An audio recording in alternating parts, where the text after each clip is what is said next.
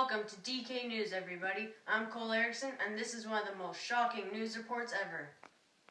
A Cessna 406 bush plane went down somewhere between Hampton, New York and the Canadian oil fields, where 13-year-old Brian Robeson was headed to visit his father, who is a mechanical engineer on site.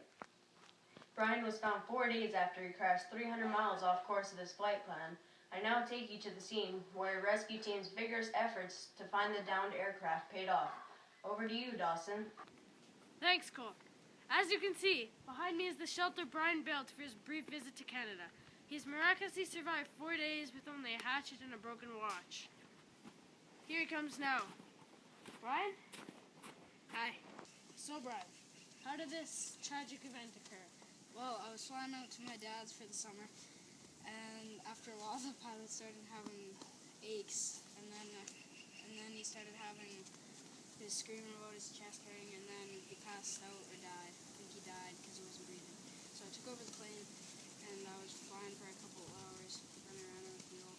So we flew over an L-shaped lake, and I attempted to land. The water was too deep, and I almost died. That sounds like a very traumatic experience, Brian. How did you survive for 4 days out here in the wilderness? Well, it took me 4 to 5 hours to build I wouldn't have finished it if I didn't have my hatchet, and I didn't have any food since I crashed, so I just had the fire to keep me warm.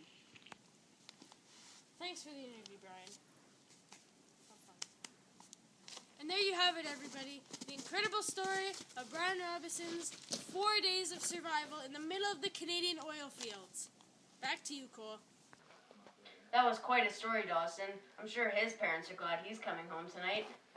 That's all for this story. Later tonight, the NHL trade deadline live on DK News. See you later, everybody.